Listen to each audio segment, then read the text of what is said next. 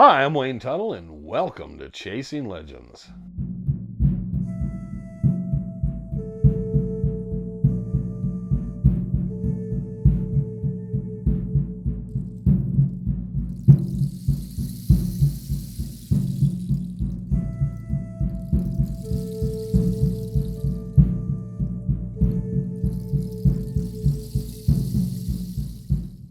Welcome back to Chasing Legends. I'm Wayne Tuttle, your host once again.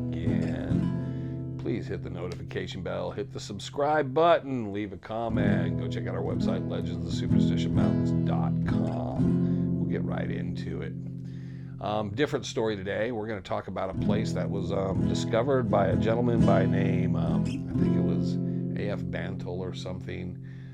This is back around 1861. It's up in northern Arizona. He calls the place Franklin's Hole, and it's named that number of years, but then people around the area, for some reason, start calling it Coons Mountain. I don't know if there was raccoons up there or what was going on. But anyways, we know it today as the next gentleman that showed up and bought the property. His name was Franklin Barringer, and it's known as Barringer Sunset Crater today.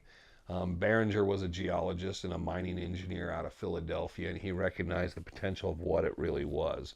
Initially, they tried to dig down and find if they could find the main piece of meteorite that had struck and caused the impact. It was never recovered. But around the area, there was all kinds of nickel and all kinds of other mineralization from the meteorite. And people went out there and collected it for many, many, many years before the area was protected, which it is now. But there was a gentleman named Volts that operated the Canyon Diablo trading post, and he would have Navajos go out there and by the truckloads pick up the black rock and stuff, which would have microscopic and some larger, not large, but visible diamonds in it. And it was considered something of a source of diamonds field. But even though the market would have been pretty good initially picking up those rocks, it just kind of bottomed out because he started selling them by the truckloads, wholesale, getting them, and that kind of crashed the market. So not as many people were interested going out there. But there was a gentleman that made the whole thing very interesting, and his name was Adolph.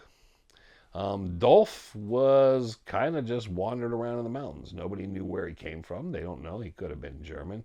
But Adolf Cannon spent most of his life, his later life, out there, probably in his 60s and 70s up until his death.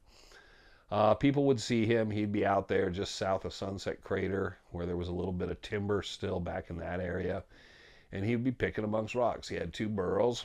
They'd see him walking at some distance, and he would pick up a rock, and they'd see him. Once in a while, he'd crush the rock. He'd hold it up, look at it, throw it down. Sometimes he'd walk over to the pannier or the pack on the burro and put it in there. Nobody was quite sure what he was finding, what he was doing. He never would speak to anybody. People said that if you got anywhere near him, you'd see him out in the open, and you'd say, oh, well, I'm going to go down and see and kind of make some contact with old Adolph. And I always wonder how they knew what his name was at the time, because he didn't talk to anybody. But they said as soon as you'd start to approach it, he'd be there, and then you'd look over and he'd be gone. The burro's him. And they said at times it was impossible for him to vanish, but he would just be gone, like a ghost. They believed he lived down in Canyon Diablo in one of the number of many, many caves in there. The only interaction he really had is he'd come in once in a while for supplies. Just outside of Winslow, there was a trading post, the Richardson Trading Post. Gladstone Richardson, the writer, was his father and uncle operated the store, and his father always tried to make conversation with Cannon. Nothing. He'd come in with a list, what he needed. He'd pay for it with cash. Richardson's father would try to talk to him and explain to him you shouldn't carry that much cash on you, because he said that Cannon always carried several $1,000s on him, a big bankroll. And Richardson just give him a look and then just go back to his business. Now, Gladstone said as a young boy, when Cannon was going to pack his burros, he'd help bring out the supplies.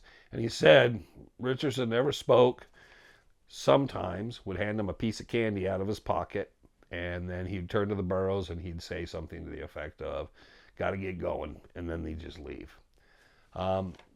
This is what this gentleman did most all his time out there. Now, there was a man named McCormick. McCormick saw him, and McCormick was out there looking for other specimens and other things. And he was very curious because he said, you'd see him in the distance and you'd watch him. And it was like, what was this guy picking up? What was he dealing with? So McCormick kind of followed him about, watched him for a while, and then came up with a plan. Figured he would just not confront him, but he'd try to become friendly with him in passing. And he figured the solution to that is he'd have to creep up on him or just catch him unaware where they would have to cross paths. So it took him a while, and he said, yeah, the guy would just disappear. I'd see him, and then I'd go start heading that direction. He said finally one day, for whatever reason, he was able to almost walk up on Cannon, and Cannon was unaware. He said Cannon turned around, didn't seem startled, just turned, looked at him, and he said he tried to have a conversation. Cannon never said a word. He said he would just stare at you with just dead eyes. And he kind of started to move forward talking to him, and then Cannon started to pull his rifle out of the burrow, and then just with his other hand waved him on. And he took that, nodded, and off he went. So McCormick said he realized there's no way he could be talking to him. But McCormick wouldn't give up because he wanted to know, what is it he's finding? What is it he thinks is so valuable? Is it nothing? He'd never seen anything. He said the diamond that would be in the rock would be way too microscopic. What did this guy think he was finding? So he followed him, and he figured what he was going to do from then on was kind of watch where Cannon was in the area and then pick up and see if he could hone in where Cannon was staying. He figured he was moving around a bit. And so he started watching him, and he found out Cannon was going down to Canyon Diablo, and then he finally pinpointed it, and then finally one day he was kind of sitting in a spot, and he saw where he went down. The next time he sat down in there, kind of saw him go into a cave.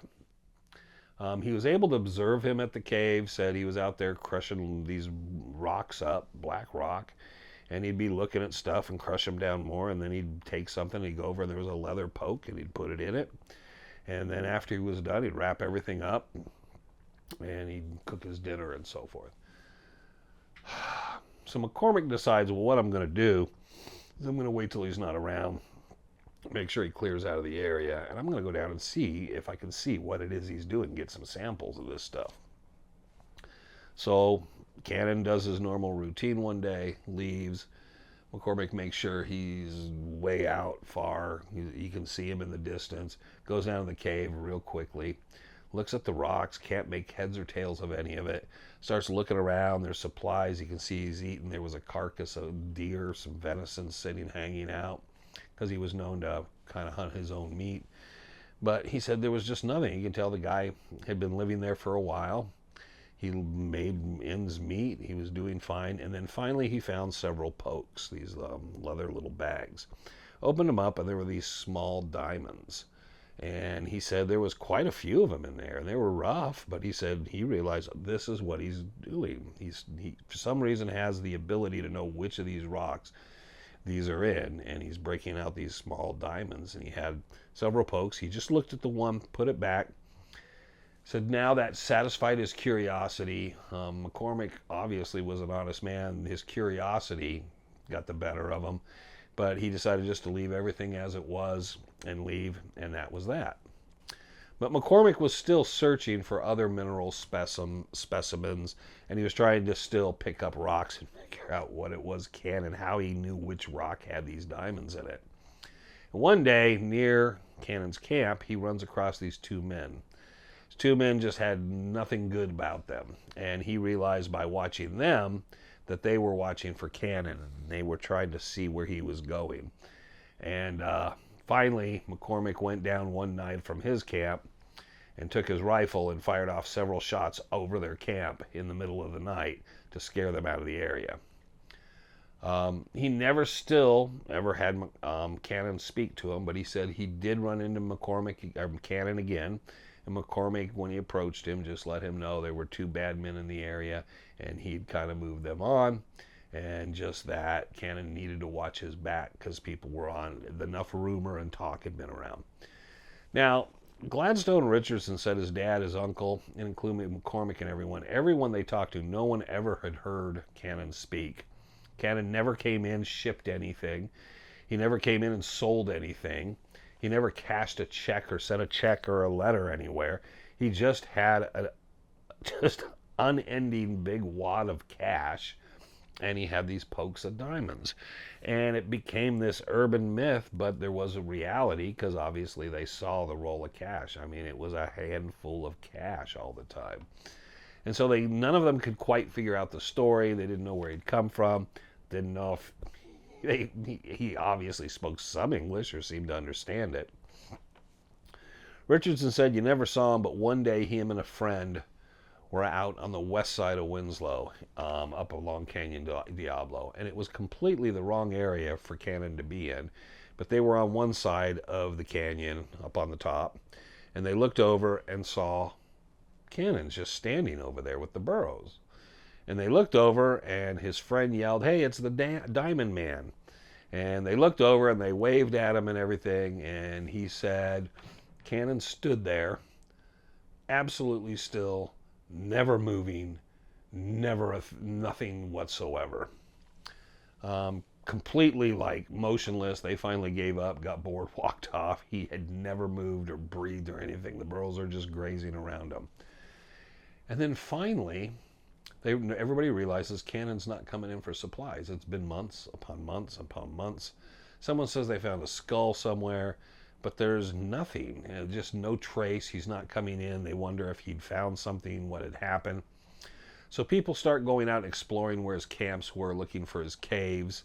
The gentleman, Miller, who owned the Two Guns trading post down by the supposed Apache Death Cave, he sent some people out, and then he located several of the caves that had pack saddles and some supplies and stuff, but he never found any trace of Cannon or anything like that. And then finally, a gentleman came in. He'd been out with a friend, and they found two very fat burros down in a canyon. Now, this was back near Cannon's old stomping grounds. So they found the burros. They brought the burros in and realized it had to be his burros. The burros were nice and mellow, just would follow someone come up, and then they just follow him. So they were like, well, it's his burros. He must have died. Something happened to him. So, again, but there's nothing for years. And then finally someone came in. They found a scattering of bones and a number of things and some articles of clothing. And they found the remains, a skull with a gunshot in it, and the scattered remains west of Winslow of Adolf Cannon. The reason they knew it was Cannon, in his billfold there was a picture of him. He actually had a picture of himself.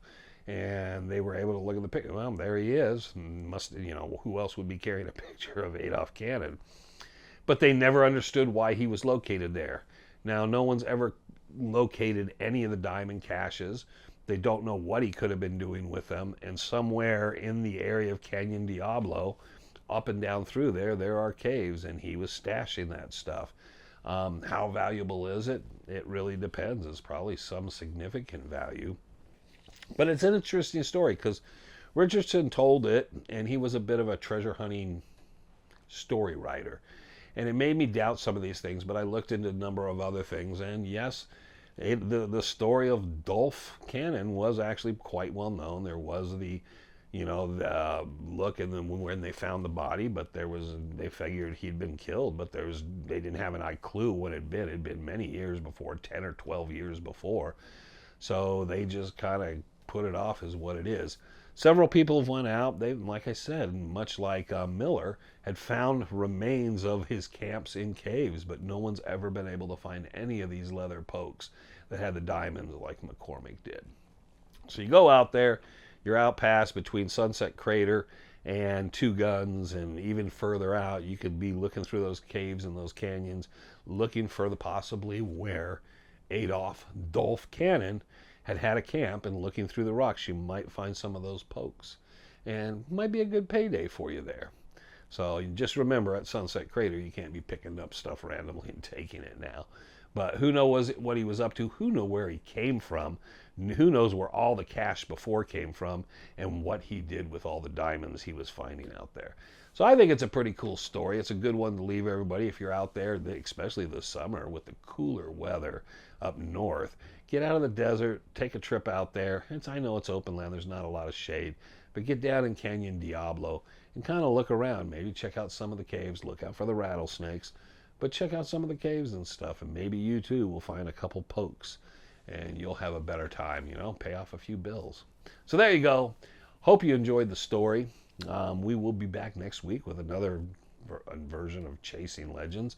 We will be back on Fridays with our lives, and we will be getting to the audio versions of the Bark Notes here eventually.